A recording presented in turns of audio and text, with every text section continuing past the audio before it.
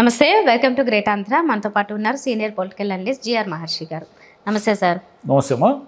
Sir, మొత్తం ఎమ్మెల్యేలు అందరూ కూడా ప్రమాణ స్వీకారం చేశారు. అందులో భాగంగానే ప్రముఖులైన లోకేష్ గారు, చంద్రబాబు గారు, పవన్ కళ్యాణ్ గారు, జగన్ గారు అందరూ ప్రమాణ స్వీకారం చేశారు. అయితే జగన్మోహన్ రెడ్డి గారు ప్రమాణ స్వీకారం చేయడానికి కూడా ఆయన ఎప్పుడు వచ్చే దారిలో కాకుండా వెనక నుంచి వచ్చి వెనకే కూర్చుని ఆయన పేరు పిలవగానే అక్కడికి వచ్చి ప్రమాణ స్వీకారం చేశారు. ప్రొటెం స్పీకర్ దగ్గరికి వెళ్ళి ప్రమాణ స్వీకారం అయిపోయిన తర్వాత కలిసి ఆయన వెళ్ళిపోయారు మళ్ళీ తాడేపల్లిగూడెంలో ఆయన ఇంటికి. ఆయనకి అసలు అసెంబ్లీలో ఉండడం ఇష్టం లేదు అన్నట్లుగా వార్తలు వస్తున్నాయి. అంటే ముందుకు ఈరోజు అయితే ప్రమాణ స్వీకారానికి వచ్చారు, కానీ ఇంక తర్వాత ఆయన అసలు అసెంబ్లీకి అటెండ్ అవుతారా అవ్వరేమో, ఆయనకి ఇష్టం లేదేమో అని వినిపిస్తుంది. ఎందుకంటారంటే అట్లా రాకుండా ఉంటారంటారా? అట్లా ఉండే అవకాశం అయితే లేదు. ఎందుకంటే డెమోక్రసీలో ఇష్టాలతో నిమిత్తం లేదు. అంటే చాలాసార్లు పోయినసారి చంద్రబాబు నాయుడు గారు డ్యూ టు వేరియస్ రీజన్స్ ముఖ్యమంత్రి అయిన తర్వాత అసెంబ్లీకి వస్తానని చెప్పారు. అంతకు మునుపు ఎన్టీఆర్ గారు కూడా ఇలాగే నేను అసెంబ్లీకి రాను, ముఖ్యమంత్రిగానే అడుగు పెడతాను అన్నట్టుగా ఆయన చెప్పారు. సరే, అది గతం అనుకోండి. ఇప్పుడు జగన్ గారికి ఉన్న పరిస్థితి ఏమిటంటే ఆయనకున్నదే 11 మంది ఎమ్మెల్యేలు.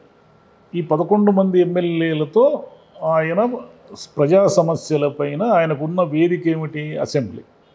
ఈ అసెంబ్లీలో ఆయన మాట్లాడకుండా నేను రాను, నాకు రావడం ఇష్టం లేదు అంటే ఆయనకే నష్టం. అది ఎందుకంటే గెలుపు ఓటమి ఏముండదు.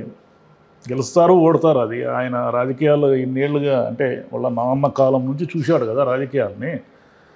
ఈగోలకు వాళ్ళ నాన్న ఎప్పుడు ఈగోలు అవ్వలేదు.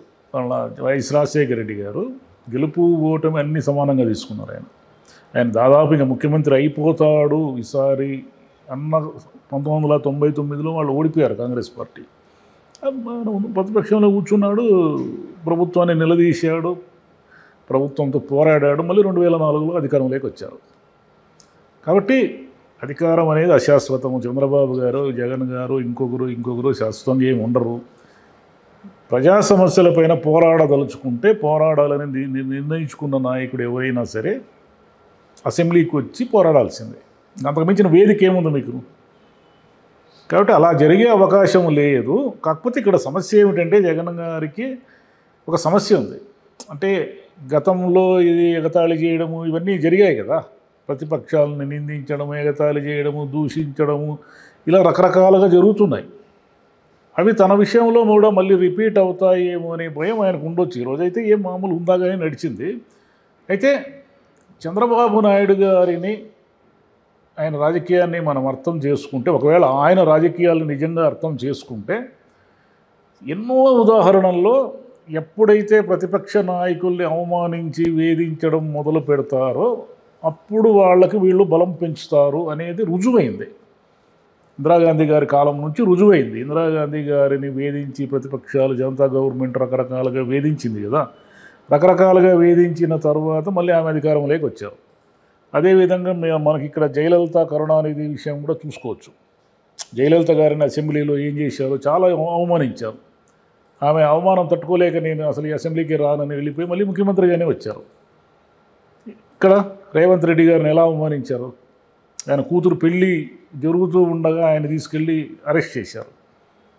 మరి ఆయన్ని అలా అరెస్ట్ చేశారు కదా, ఆయన ఎలా మళ్ళీ నెక్స్ట్ ముఖ్యమంత్రి అయ్యారు అంటే జనంకి ఏమిటంటే ఎవరినైనా పనిగట్టుకొని వేధిస్తూ ఉంటే ఏమిటంటే మెల్లిగా జనం సింపతి వాళ్ళ వైపు మొగ్గుతుంది. చంద్రబాబు నాయుడు గారు ఇప్పుడు ఎలా ముఖ్యమంత్రి అయ్యారు? కేవలం జగన్ వ్యతిరేక విధానాలు ఇంకోటో కాదు కదా. ఆయనకి ఇవన్నీ ఎలా యాడ్ అయ్యాయి? ఆయన్ని ఏదో వేధిస్తున్నారు, చంద్రబాబు నాయుడు గారిని అవమానిస్తున్నారు, ఆయన మీద కేసులు పెట్టి జైలుకు పంపించారు అనేది జనంలో ఎక్కడో సింపతి ఫ్యాక్టర్గా మారుతూ వచ్చింది. దాని ఫలితం ఈరోజు 164 మంది వీళ్ళు గెలిచారు. బీజేపీ కానీ జనసేన కానీ అందరూ గెలిస్తే 164 ఉండేది 175. అంటే 164 అన్న తర్వాత ఇంకేముంది అక్కడ? ప్రతిపక్షం మాట్లాడే వాళ్ళే లేరు కదా. కాబట్టి ప్రతిపక్షం ఉండాలి ఎప్పుడూ కూడా. ప్రతిపక్షాన్ని చంపేస్తే, ప్రతిపక్షాన్ని అంటే ప్రతిపక్షం పనికి రాకుండా అసలు మాట్లాడే హక్కే లేకుండా చేసిన ఏ ప్రభుత్వము కూడా బతికినట్లు దాఖలాలు లేవు తర్వాత రోజుల్లో.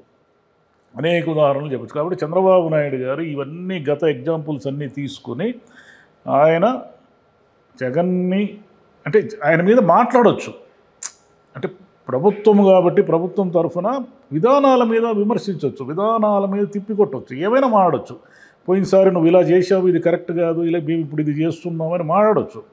కానీ వ్యక్తిగత దూషణలు, వ్యక్తిగతంగా అవమానించడము, ఎగతాళి చేయడము, ఇవన్నీ మళ్ళీ తెలుగుదేశం వాళ్ళు కనుక స్టార్ట్ చేస్తే మళ్ళీ వాళ్ళకే సమస్య. చంద్రబాబు నాయుడు గారు అందుకే ఈరోజు ఎక్కడో చదివాను, ఆయన జగన్కి ఏదో నేరుగా అసెంబ్లీ వరకు, గేటు వరకు, అంటే సెక్యూరిటీ వాళ్ళు ఎక్కడో కొన్ని ప్రోటోకాల్స్ ఉంటాయి కదా, ముఖ్యమంత్రి ఇలాంటి వాళ్ళు మాత్రమే దాదాపు డోర్ వరకు వస్తారు, మిగతా వాళ్ళంతా ఎక్కడో చోట ఆగి రావాల్సి ఉంటుంది. ఈ ప్రోటోకాల్స్ అన్నీ కూడా జగన్కు వర్తించవు, ఎలాగంటే ప్రతిపక్ష నాయకుడు కాదు కాబట్టి. కానీ ఆయన సెక్యూరిటీని ఆపొద్దండి, ఆయన కాన్వాయిన్ అంటే ఆయన కారు ఏదో ఉంటే దాన్ని ఆపకండి అన్నట్టుగా ఆయన చెప్పినట్లు ఆర్డర్ ఇచ్చినట్టుగా ఇక్కడ చదివాను. అదేవిధంగా అసెంబ్లీలో కూడా జగన్ గారు ప్రమాణ స్వీకారం చేస్తున్నప్పుడు కూడా ఎవరు ఏదో ఎగతాళి చేసినట్టుగానో నవ్వడము ఇవన్నీ ఏం చేయలేదు, వెకిలిగా బిహేవ్ చేయడం ఎవరు చేయలేదు. అందరూ కూడా డిగ్నిఫైడ్గా డీసెంట్గానే ఉన్నారు. అంటే చంద్రబాబు గారు ఈ రకమైన రాజకీయాలకు ఇక స్వస్తి చెప్పుదాము, ఇక ముందు ఇవన్నీ కరెక్ట్ కాదు అని కనుక డిసైడ్ చేసుకుంటే అసెంబ్లీ హుందాగా ఉంటుంది. లేదు అసెంబ్లీలో కూడా మళ్ళీ బజార్లో కూరగాయల మార్కెట్లో కొట్టుకున్నారు అనుకోండి, అది అవకాశం ఎవరికి ఉంది ఎక్కువ? 164 ఉన్న వీళ్ళకే ఉంది. వాళ్ళు పూర్తిగా స్వల్ప సంఖ్య కదా, కాబట్టి వీళ్ళే వాళ్ళని వేధించే అవకాశం ఉంది. కాబట్టి ప్రజలంతా కూడా ఏం గమనిస్తూ ఉంటారంటే జగన్ని వీళ్ళు వేధించడం మొదలుపెట్టారు అని. అంటే ఈరోజు ఉన్న అభిప్రాయాలు రేపు ఉండవు, ఎందుకంటే మనకి ఎన్నో చరిత్రలో ఎన్నో ఉదాహరణలు ఉన్నాయి. ఈరోజు చిత్తుగా ఓడిపోయిన వాళ్ళని ఏడాది 2 ఏళ్ల తర్వాత మళ్ళీ గెలిపిస్తారు. అట్లా ఉదాహరణలు మీకు చాలా చూసాం. ఎందుకంటే 1984లో నాదెండ్ల భాస్కర్ రావు గారు ఎన్టీఆర్ గారి దగ్గర నుంచి అధికారం తీసుకున్నప్పుడు ఆయన మీద ఎంత వ్యతిరేకత అంటే ఎక్కడ చూసినా ఆయన దిష్టి బొమ్మలు దగ్ధం చేసేవాళ్ళు. అదే నాదెండ్ల భాస్కర్ రావు గారిని ఎంపీగా గెలిపించారు.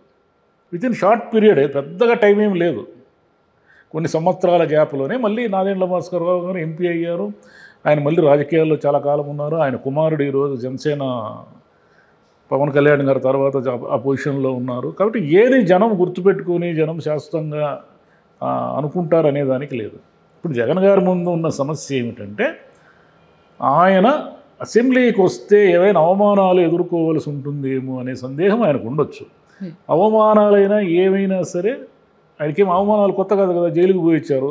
అంతకుముందు ఆయన ఏదో ఆ నిందితుడు ఈ నిందితుడు అని ఆయన వేధించారు. కాబట్టి ఫేస్ చేయాల్సిందే. అవమానం చేయడానికే తెలుగుదేశం పార్టీ నిర్ణయించుకుంటే మళ్ళీ ఆనిమూల్యం కూడా వాళ్ళే గెలుస్తారు. ఇంకొకటి, ఆయనకైతే ఇప్పుడు ప్రస్తుతానికి ప్రతిపక్ష హోదా లేదు. ఒకవేళ చంద్రబాబు గారు అనుకుంటే ఆయనకి ముందు ప్లేస్లో ఒక స్థానాన్ని కేటాయించవచ్చు. అది జరిగే అవకాశం ఉందా అని? అది చంద్రబాబు గారి ఇష్టం మీద. ఈయనకైతే ప్రతిపక్ష హోదా లేదు. ప్రతిపక్ష హోదా కావాలంటే మినిమం 10% మంది ఎమ్మెల్యేలు గెలవాలి. 10% మంది ఎమ్మెల్యేలు గెలవాలంటే కనీసం 18 మంది ఉండాలి. అంటే ఇంకా 7 గెలిచి ఉంటే ఈయనకి మినిమం ఆ ప్రతిపక్ష హోదా వచ్చి ముందు బెంచీలో కూర్చొనే అవకాశం ఉండేది. కాబట్టి ఇప్పుడు ఆయనకు ఆ ఛాన్స్ లేదు. చంద్రబాబు గారు ఉన్న ప్రతిపక్షం వీళ్ళే కాబట్టి ఇక ముందంతా వాళ్ళే. ఎక్కడైనా ఏ అసెంబ్లీలో అయినా కూడా సరే అధికార పక్షం వాళ్ళు కూర్చున్నా ఎన్ని వరుసల్లో కూర్చున్నా ఒక వరుస ప్రతిపక్షానికి ఇచ్చే ఆనవాయితీ ఉంది. ఈసారి దాన్ని ఈయనకు లేదు కాబట్టి ఆ హోదా, ఈయన్ని వెనక బెంచీల్లో కూర్చోబెట్టచ్చు. లేదా చంద్రబాబు నాయుడు గారు నిర్ణయం తీసుకుంటే ముందు బెంచీల్లో కూర్చోబెట్టచ్చు. బెంచీలది ఏముంది, వెనకున్నా ముందున్నా పెద్దగా ఏమీ తేడా రాదు. ముందుంటే మాత్రం ఆయనకు ప్రతిపక్ష నాయకుడు హోదా వచ్చేస్తుందా? ఏమీ రాదు కదా. ఇప్పుడు ఆక్స్ఫర్డ్ యూనివర్సిటీ అనేది విపరీతమైన పేరున్న యూనివర్సిటీ. ఆ యూనివర్సిటీలో కూడా వెనక బెంచీల్లో కూర్చునే వాళ్ళు ఉంటారు, ముందు బెంచీల్లో కూర్చునే వాళ్ళు ఉంటారు కదా. కాబట్టి వెనక బెంచీల్లో కూర్చున్నా అతను ఆక్స్ఫర్డ్ యూనివర్సిటీ అనే కదా అంటారు.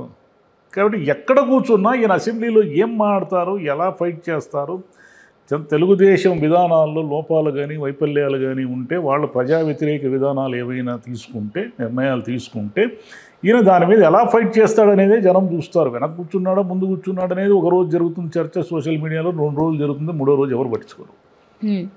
ఇంకొకటి సార్, చిన్న డౌట్. ఆయన వస్తూ అంటే ప్రమాణ స్వీకారం అయిపోయిన తర్వాత అటు తిరిగి వారికి వందనం చేస్తూ వచ్చారు 2-3 సార్లు ఇలా నమస్కరిస్తూ. అక్కడ ఉన్న వాళ్ళంతా 164 అంటే ఎక్కడ కనిపిస్తారు వైసీపీ వాళ్ళు, అందరూ వాళ్ళే ఉంటారు. ఏ ఉద్దేశంతో అలా చేస్తుంటారు అంటారు? అంటే జస్ట్ అలవాటులో పొరపాటు. అది సభకి నమస్కరించడం అనేది ఒక ఆనవాయితీ. అది ఆ ఆనవాయితీని ఆయన పాటించారు. అక్కడ ఉన్న వాళ్ళకి నమస్కారం చేయడము, అక్కడ ఉన్న ప్రోటెం స్పీకర్ గారి దగ్గరికి వెళ్ళి ఆయన కలిసి ఆయన్ని ఒక అంటే నమస్తే విష్ చేయడం, అంటే ఒక గౌరవం అనమాట. అసెంబ్లీకి సంబంధించిన గౌరవ మర్యాదలన్నీ ఈరోజు కరెక్ట్గానే ఉన్నాయి. ఇటు తెలుగుదేశం వాళ్ళని అనడానికి లేదు, ఈయన జగన్ గారు కూడా అందరికీ నమస్కారం పెట్టి ప్రశాంతంగా, అక్కడేమి ఇదేమి లేదు కదా, మాట్లాడాల్సిన సబ్జెక్ట్ ఏమీ లేదు అక్కడ. సో అలా జరిగింది. ఇంకా పురంధేశ్వరి గారు ఒక ట్వీట్ రూపంలో ఒక లెటర్ పెట్టారు. అంటే లిక్కర్ దందా మీద విచారణ జరిపించాలని చంద్రబాబు నాయుడు గారికి. ఇంకా అసెంబ్లీ మొదలవుతాయి కాబట్టి ఇంకా అప్పటి నుంచి ఇలాంటి విచారణలు వీటన్నిటి మీద చర్చలు జరిగే అవకాశాలు ఉన్నాయా? అంటే నిజంగానే స్కామ్లు జరిగి ఉంటే విచారించే హక్కు ప్రభుత్వానికి ఉంది. కేవలం వేధించాలి అని విచారణలు చేపడితే ఏమవుతుందంటే ఇందిరాగాంధీ కాలంలో షా కమిషన్ లాగా తయారవుతుంది. అంటే ఈ లిక్కర్ స్కామ్ అనేది ఆమె ముందు నుంచి ఒక ఆరోపణ. దీనివల్ల ఆరోగ్యాలు చెడిపోయి 1,00,000 మంది దాకా చనిపోయారు ఆంధ్రప్రదేశ్లో అనేది ఆమె మొదటి నుంచి చేస్తున్న ఒక బలమైన ఆరోపణ. నిజంగా 1,00,000 మంది చనిపోవడము, లేక 1,00,000 కూడా అక్కర్లే, అది పెద్ద నంబర్ అనుకుందాం. కొన్ని 100 ఒక్క ప్రాణమైనా సరే ఎందుకు పోవాలి ప్రభుత్వ తప్పిదాల వల్ల? అంటే అది కల్తీ మద్యము అనేది అమ్మడమే నిజమైతే ఒక్క ప్రాణం పోయినా కూడా నేరమే. అది దానికి 1,00,000 ప్రాణాలు ఎక్కర్లేదు. కాబట్టి నిజంగా అటువంటిది ఏమైనా జరిగి ఉంటే చంద్రబాబు నాయుడు గారు విచారించి దాని మీద అసలు ఎక్కడ జరిగింది, తప్పు ఎక్కడ జరిగింది, ఆ స్కామ్ ఎక్కడి నుంచి స్టార్ట్ అయింది, కల్తీ మద్యం అంటే మద్యము నాసి రకము మద్యము కల్తీ మద్యము దాని మీద చంద్రబాబు నాయుడు గారు విచారించి దాన్ని అక్కడ అడ్డుకట్ట వేసేయాలి ఫస్ట్. ఎందుకంటే ఇప్పటికీ అదే మద్యమే నడుస్తూ ఉంది అక్కడ, ఎందుకంటే కొత్తగా స్టాక్ రాకపోవడం ఏదో జరుగుతూ ఉంది. కాబట్టి ముందు ఇక మీదట జగన్ గారి ప్రభుత్వంలో ఏమేమి జరిగాయి అనే దాని మీద విచారణలు ఉంటాయి. అయితే ఆ విచారణలు ఒక లాజికల్గా, శాస్త్రీయంగా, ఒక న్యాయసమ్మతంగా ఉంటే పెద్దగా ఎవరికి ఏం అభ్యంతరం లేదు. కానీ పనిగట్టుకొని వేధించడానికే విచారణలు కమిటీలు విచారణలు ఇలా స్టార్ట్ చేశారనుకోండి. ఇలా స్టార్ట్ చేస్తే మళ్ళీ తెలుగుదేశానికే నష్టం. అది పనిగట్టుకొని వేధించడం అనేది ఎక్కడ చేయకూడదు. నిజంగా నేరం జరిగింది అనుకోండి, నిజంగా అక్కడ స్కామ్ జరిగింది, ప్రభుత్వ ధనం అంటే ప్రజల డబ్బు కొన్ని 100 కోట్లు 1000 కోట్లు నష్టం జరిగింది, లేదా కొన్ని 100,000 మంది ప్రజలు అనారోగ్యానికి గురయ్యారు ఆ మద్యం వల్ల అంటే విచారించుకోవడానికి ఏం అభ్యంతరం లేదు. ఎందుకు విచారించే హక్కు కూడా ఉంది, వీళ్ళు విచారించాలి కూడా. ఎందుకంటే ఎవరైనా సరే ప్రజల ఆరోగ్యాలతో ఆడుకోవడం అనేది కరెక్ట్ కాదు కదా. కాబట్టి ఇక మీదట అసెంబ్లీ అంతా కూడా ఇలాంటి విచారణలు ఇవన్నీ నడుస్తూ ఉంటాయి. కాకపోతే అన్నిటికంటే ముఖ్యమైనది ఏమిటంటే విచారణలు జగన్ ప్రభుత్వం అది చేసింది అనేది ఇక మెల్లిగా మానుకోవాలి చంద్రబాబు నాయుడు గారు కానీ తెలుగుదేశం వాళ్ళు కానీ. ఎందుకంటే వాళ్ళు ఏం చేయబోతారని అందరూ వెయిట్ చేస్తున్నారు.